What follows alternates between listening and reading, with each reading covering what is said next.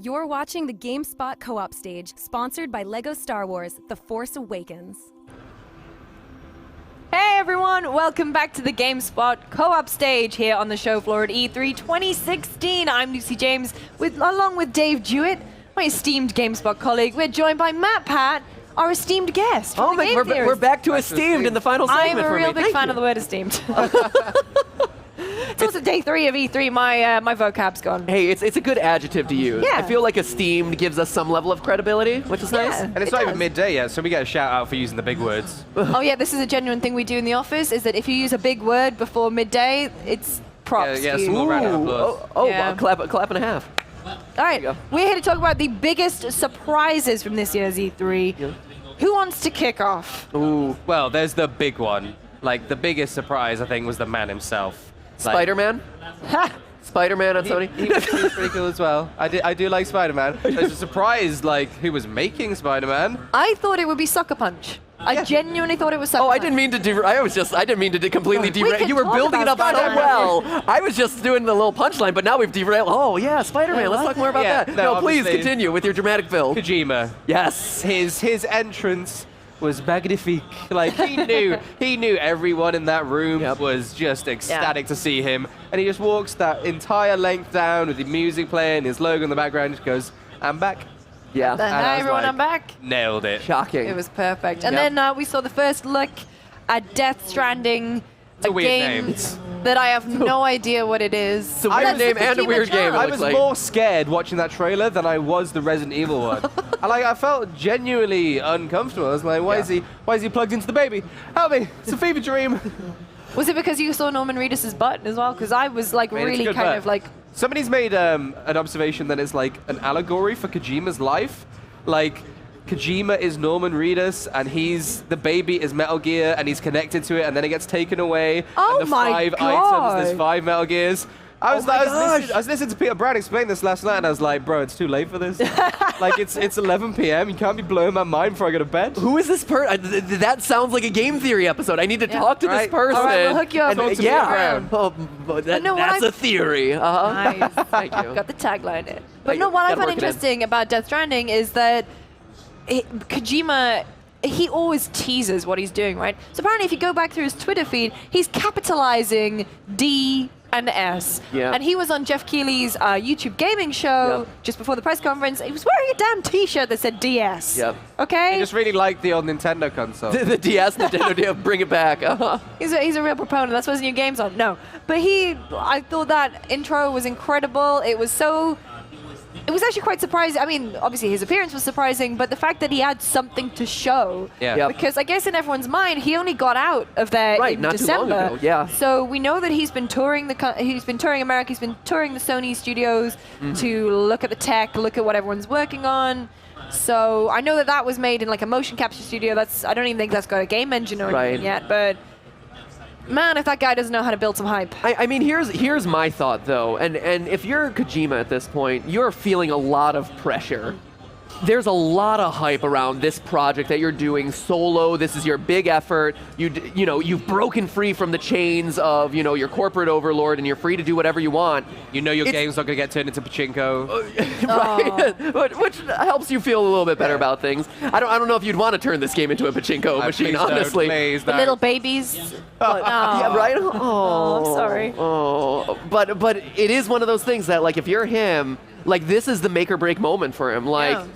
was the brilliance of Metal Gear and all his past projects him being kind of like reined in and kind of like creatively shaped by a larger corporation, or was that truly like his own baby? Like, and now that he's set loose to do whatever he wants, will it have mainstream Yeah. success, or is it just too weird? I think I'm very curious to see what happens. I think his name holds a lot of clout, and also the Yes. team that he's built up around him. So I know that he was here at E3, and he had Ken, who's been his right-hand man for years and years, but also some members of Team Silent were there walking around with him. So it could be, like, we don't know anything about this game, but the talent that he's brought with him, as well as his incredible creative mind, it could be something brilliant. I mean, like you said, we don't know anything about this game, but it doesn't exactly look like a spiritual successor to Metal Gear. I can definitely see it being a spiritual successor to the terrifying, weird Silent Hill. Right. Like, if that's the new series we're going to get, and obviously Norman Reedus and the whole PT thing, like, I'd be hyped for that, as scared as I am for horror games. Yeah. Like, it's still exciting that he's kind of just been let off the leash. Yep. Yeah, That's probably one of the biggest surprises in itself, that he now has the clout behind his own name and the resources to just do what Kojima has always wanted to do. Yep. He's always said he's wanted to like get into movies as well, so I'm wondering whether or not this is going to be a very cinematic and story-based experience. Well, not only that, but Sony has a very obviously they have Sony Pictures and whatever, but they have Powers, the TV show. Do you remember that Sean Layton couldn't stop talking about a couple years ago? Yeah, I think season 2 launched not too long ago. Yeah, so I don't know if they could potentially do something there, which would be quite interesting. Right, and especially as there's been more of a push for game developers to become entertainment studios, like multimedia entertainment studios, with Ubisoft and the Assassin's Creed movie and Watch Dogs movie. Blizzard. You know, Blizzard and Warcraft especially being a recent example. I could totally see that being, or what was the Quantum Break this year, where it was like this weird fusion of like video game and like Netflix the game came out a little while ago. Yeah, it wasn't too long ago. And I can't remember what it was called, but like the TV series was running alongside it. Right. Oh, like Defiance. Defiance. Yes. Yeah. I mean, they've already got, like, Defiance was a mistake. Maybe they're starting to learn and they're starting to tie in these universes. I mean, I've not seen Warcraft or Assassin's Creed, but hopefully we're past the point of the bad video game movie tie. Right. Yeah. Right. What else was interesting from Sony's press conference? A big surprise. So we kind of knew that God of War leaked, but it's a completely new direction for it. It had real Last of Us vibes. You've got old man Kratos. He's got a big beard, but he also has his son that comes around, and I think he accompanies you for the whole game. And it's not a fixed camera angle anymore. It's like a freeform camera. There doesn't seem to be as many QTEs. It's I don't know. Like, they're going to have to work real hard to not make that son really annoying. Right? Yeah. Like, it's going to be like the adoring fan from Oblivion if it's not done well. Like, just following you around like, Dad, I'm thirsty. Go and drink some blood. Go and kill a deer. Like, it's like, it was a lot of tough love in that trailer as well. It reminded me a lot of, did you see The Revenant? Yes. It reminded me a lot of The Revenant, where like Leonardo DiCaprio to his son is like, you can't show them weakness. You have to do it this way. Let me go crawl out of a dead horse body. One weird moment about that is that, like, there's still the old like Greek elements to it. Yeah. Like he looks very Valhallan now. He looks like Viking wearing the furs with the axe, but he's still like Spartan to his core. Like he goes into Spartan mode. Yeah. So it'd be interesting to see like how it ties into like his child and what kind of course they're going to go through. Because obviously we're very used to seeing Kratos just be a one-man god of war and just smashing into giant things. Like if he's got like Junior on one of those like kid leashes that you see people with the ball, like how is he going to be climbing up a giant Odin to chop his head off when like little man's Dad, can we go to McDonald's? No, I'm killing a god. Stop it.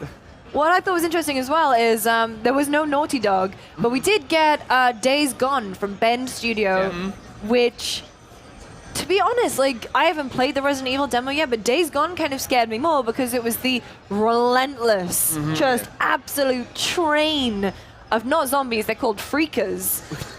It's not a zombie game, it's a freaker game. Right. But, like, you know what I mean? It was like this relentless, like, never stop running, and that's what would panic me, I guess. Again, talking about surprises, what surprised me is the sheer number of zombies that game had on screen. That's Unreal 4 as well, many. which was really impressive. Like, they just did not stop coming. Like, when I was watching this game, I was like, Days Gone, more like DayZ Gone, because that game, no one's playing that anymore, and this comes out, like, this looks amazing. Once again, Mr. Quip himself with another good liner I sit there. next Well to this done, all day. man. He's very good. He's on point. Like, it's day 3 of E3, and you're still cranking those out. I'm running on fumes. As soon as I'm off stage, I'm just going to fall over Just there. pass out. Just leave me where I fall. You go over to the Atlas booth, and you're just like, I'm done. Give me a load of Persona bags I can fall asleep on. Those every year Final Fantasy has been releasing those like bags, giant swag bags that are literally human body sized. Like they're practically a sleeping. Yeah, they're practically a sleeping bag. So there you go. Just grab one of those, curl up in the corner. That'd be one of the surprises of E3. Behind the like porn VR games, you're great. Fantastic. Yeah. Talking about more surprises of E3, I was surprised. I thought you were about to say, talking about porn VR. Speaking of, I was surprised how much I like porn VR. I was surprised. One of the things that surprised me at E3 is how much I loved Zelda. And I know both you and I have played it, and I think we're both, like, as soon as we're done, we're dragging you over there to play it. Because I've got to be on stage like half an hour after that, so... it's fine. We'll yeah, work it this out. isn't looking good for me at all. Damn it. But you guys both loved it. Yeah, and this year, I mean, it's interesting because with God of War, we just talked about, with Zelda, this is the year of like Witcher 3, but not really Witcher 3, but everyone feels like kind of a Witcher game. Yeah, like, everything's trying to be a Witcher game now, and now Witcher is a card game. Right, and now that's moved on to Gwent. It is a great card game. Like, I played a few games of that, and it was great. Like, they've completely... The Gwent Inside the Wild Hunt was a lot of fun. Yeah. And the story behind Gwent was like, it was just a passion project of like, that one dude worked on. Really? And like loads of, like, had thousands of emails. In the presentation, they showed a supercut of all the tweets and emails, and it went on for ages, and there was thousands of them. Yeah, it was just literally a passion project that took off. And they've completely rebuilt it, redesigned it, and I went upstairs and played it yesterday, and I'm not massive into these card games, but that was some great cards. Well, that was going to be my thing. Like, and I saw my Twitter feed just blow up with everyone being like, yes, Gwent! I don't get it. Like, that's... I never played it inside Witcher 3. That's one of the things that, for me, I love all sorts of different games. I try to play as many things as possible to keep familiar with all the different genres in the space. Card games? I don't get it. I don't understand the, like, enthusiasm for the card games. And so, like, if you guys can educate me about, like, why play a virtual card game as opposed to like an actual like tabletop version or something like that? Like, what is the difference? Because the real version involves talking to people. We're not very good at that. Okay, fair enough. We can do this at home in the comfort of like our pajamas. Like, it's a lot different. Or you can like use it on your phone and just use it on the toilet. You know, now that you mention it though, because whenever I think card games, my mind immediately jumps to Yu-Gi-Oh, which was like the very first card game I was familiar with. Which, you know, it shows how lame I am, I guess. I think that shows kind of like if some it makes you feel any newness. better, I actually owned a dueling glaive. So. Do you really? Really? Yeah. A long time ago. Dave. Well done. Thanks for admitting that on a stream. No, but it's funny because we just got done talking about VR. Talking about card games, I was at the Oculus booth, and I got to play this one game with Palmer Luckey, founder of Oculus, which was really, really cool. But the game, the loading screen, was basically you were in a Wild West saloon, you got to pick up cards and throw them. Yeah. You talking about this just made me suddenly realize you could do in VR actual like Yu-Gi-Oh battles with the glaive and everything, and you could see like the blue eyes white dragon appear in front of you. That would be pretty cool. Like that would convince me, that would convert me over to card games if all of a sudden I was able to be like, you activated my trap card and here's my black magician. There it goes. Like, okay. Imagine doing that on public transport. Yeah, it's on the tube. Yeah. That would be amazing. It's time to do. Duel. Be possessed by the Pharaoh. Oh wow. my God. I watched too much of that anime. I watched way too much. Embarrassed. No shame. Hashtag no shame. This is a safe. This is a safe Judgment-free space. zone. This is Judgment-free a safe zone. ring. I don't know about the internet though. That's another surprise of E3. I didn't expect MatPat to talk about Yu-Gi-Oh for so long. I don't think anyone. Surprising me as well. What other surprises were there? So Ubisoft. What did they even have? They had Steep. Steep was a surprise. That game. I have never seen such a confusing. No. The thing is, there is already a like a skiing game, first person called Snow. But from Ubisoft, like I don't know. Like I'm words literally just lost for words. When I saw this, I was like, okay, Ubisoft, that's cool, but no, seriously, make SSX tricky again? Oh my gosh, are they gonna cut to this scene where your buddy like gets actually slammed against the rock? I don't think. Yeah. Wait, I think it's coming. Is it coming? We might have missed it. Shoot. But my favorite part of the trailer was it's like a bunch of dudes in wingsuits being like, yeah, let's have this awesome race down the mountain. And your buddy, you see him just like take a wrong turn. There it is.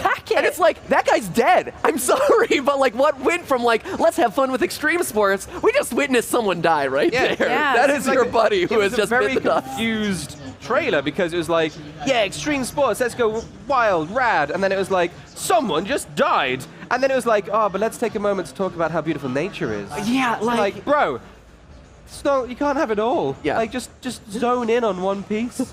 I will say, I'm impressed by the sheer scale and possibility of what you can do in that game. Well, right? do you know where the game came from? So I was talking to the studio head from Ubisoft Dynasty, and she was explaining that obviously they're at the base of the Alps. They all go skiing and stuff all the time. But what they did is they took the tech from Ghost Recon Wildlands, the mountains that they'd made in that game. And they had this old prototype for a jet ski for some component for some other Ubisoft game that they had. They literally just smacked the two together and they went, all right, let's put some snow effects in this. Presented it to Ubisoft and they were like, Really? Yeah, that's where that game came from. Huh.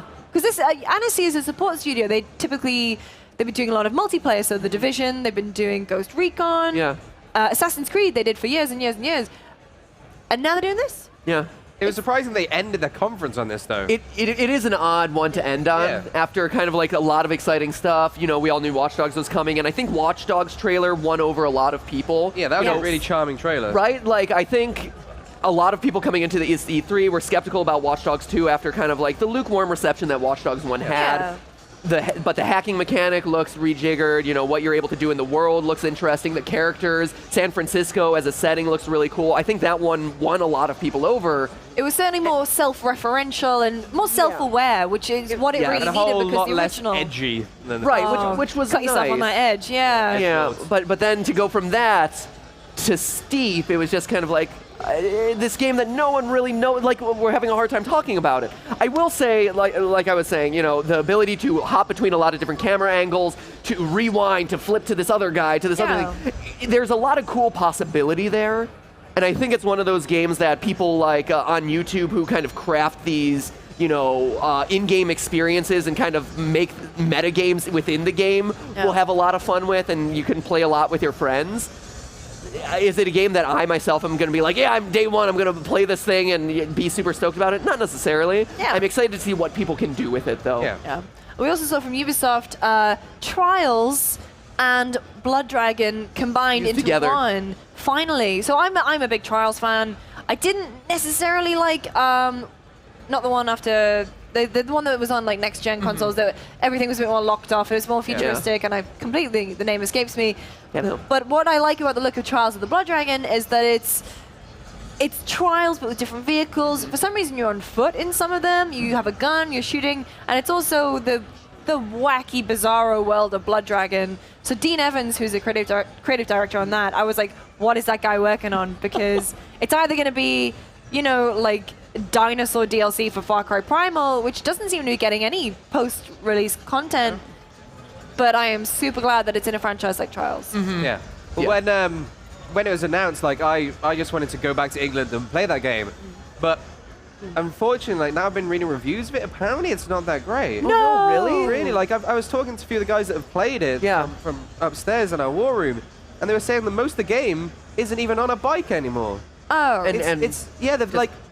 They've grabbed the two formulas and they've maybe like mismeasured the amounts they've put in. Like I'm still gonna try it and I'm still gonna give it a go, but maybe my hype's died down a little bit for it. It seems to be getting mixed thoughts. Oh, that's disappointing. Yeah, but it's two mad franchises that you'd think would gel together in a real sweet way. And especially with all the pomp and circumstance that the announcement got, with them kind of having that like 90s era like wrestler intro and kind of like the crazy pants with like the fire and this and that. I was really excited about it, and that's unfortunate to hear. Yeah, I'm still, like I said, I'm still going to give it a go. Sure, of course. Still going to give it a try, but maybe just don't go in expecting just on your bike most of the time. I think it's a little less than that. It's less Trials, more Blood Dragon than it is just a Blood Dragon version of Trials. Yeah. Tell you what else I loved the look of, which is Sea of Thieves from Rare. I didn't know what to expect from that game. Like, they were doing like a piratey thing, so of course, obviously, your mind goes to Monkey Island. It goes to Assassin's Creed 4. Sid Meier's Pirates. Sid Meier's Pirates. Can we have a shout out though to this year real quick? And they're playing it on screen right now. The just like awkward voiceover gameplay trailers where it's scripted but not really scripted. Oh, the Ghost Recon Wildlands trailer was the absolute worst for that. There was a lot of that this year where it's like, hey, this is a picture-in-picture thing, so we can relate to you, YouTube gamers, and it was just very much like, yo ho, look at us go. And at least in this one, they seem to be having fun, where in Ghost Recon Wildlands, it was just like the driest scripted banter ever. Although I think there was one moment in here where someone was like saying like nom nom nom nom nom, and they were like spinning like a pirate wheel or something, and so like the audio didn't sync up, and it was that just awkward moment of like, oh hey. No, I really love the look of it. Have you played Love Is in a Dangerous Space Time? Yes. It's kind of, I'm getting that vibes from that where you have to work together with people to try and do stuff. But this looks like it's really fun, like funny, and like you don't know what's gonna happen. You're gonna attack other people. You can go get drunk. Yeah. Come back to the ship. Yeah. Well, I mean, pirate games in general. Like, we have For Honor, which we talked about, which is Samurais, Knights, and Vikings. Great. finally we're getting back to pirates, right? Like this is an era that, like Assassin's Creed 4 was the one with pirates. Yeah. That was a really great game. It was. And so, you know, to actually live the life of like a pirate and have a game where you're playing around with a crew of your, you know, fellow mates, that's exciting. And it's good to see gaming get back to fun games. Like, to me, that was the thing that was sorely missing in a lot of this year's E3, and I really appreciated when it was shown, was a sense of fun. Yeah. A lot of games that were showcased were like, you know, gritty, post-apocalyptic future, or like techie, we got to take down the corporate overlord or whatever. Yep. And so to see Fractured Butthole, you know, appear on screen and just be like, a light comedic takedown of superhero franchises, to see, you know, Sea of Thieves show up, and it's like, here's a bright, colorful game that's, you know, harkens back to Wind Waker, stuff like that. Like, those moments really stood out to me in a sea of, you know, just generally darker, more serious games. Yeah, which is why I referenced Rare before, because obviously they've just been, like I said before, they've just been stuck doing Connect games, or like they did their Rare Replay collection. Yeah. It seems like they've been aching for another chomp at the bit. Like you said before, put me in, coach. Like, we're Rare, we can make fun games for like everyone. And when I saw that trailer, all I was thinking is, we need to get this game in the GameSpot office, and we need to make the GameSpot Pirate Crew and just rule. You have a pirate room too? Well, we will might now. do now. You have a holodeck and a pirate room? Will now. GameSpot is like the coolest place to work ever. You know, we do okay. Okay. we like to keep it fun. Holodecks, pirates. Wow. Yeah. We promise not to sink your ship, though. You're okay. Thank you're you. good, you're good. I'm just going to join your guys' crew. Yeah. You can come clean our poop deck. Thank you. Thank you. Thank you for that. Hey, I'll work my way through the ranks. Yeah, exactly. I feel like the poop deck is like the mail room of pirate day. Exactly. Yeah, pirate and then, lore. Like, cook and swab in the deck. Yeah. And, Move on. And then exactly. Right, guys, we are running out of time. So what are your absolute highlights from E3? What's the big thing you're gonna you go home? What people say to you? What did you see the best? What was the best thing at E3? What are you gonna say? Ooh. I'm gonna say it's gonna be Zelda. It was left field for me. I was never that big into Zelda, and what's amazing about it is that literally everyone I've spoken to has a different story. Yep. Not only is that impressive, but they have a different story about a 45-minute demo. Yep. So when that game is out, it's gonna blow people away, I think. Yep. For me, it's Zelda. I agree. So for me, I think my number one has got to be PlayStation VR, like we talked about before, and all the experiences that has to offer, and then followed up by Zelda. Those two were far and away the things that got me most excited as a gamer. You know, I'm excited for all the possibility and adventuring that Zelda has to offer. I'm excited about all the possibility for just gaming in general that VR has to offer. Yeah. For me, I didn't get a chance to see Zelda, but what I did finally get to see is gameplay from Persona 5. I cannot wait for the game. It still doesn't have a UK release date. Right. But, you know, it is coming to the West. It is coming to America. It's definitely being localized. So, you know, we'll just bide our time. But seeing that game in action after Persona 4 was, what, 2008? Is something really, really special. But thank you. Well, Dave, join me in thanking Matt for coming on our stage. Thank you. You've been incredible. Thanks for putting up with me for guest. 2 hours. It's flown. It hasn't felt like 2 hours. Right? It's felt like 4. But guys, for more coverage from E3 2016 on the GameSpot co-op stage, make sure you don't go anywhere. We've got Critical Role coming up next. Thank you for joining us. Have a great E3. Awesome.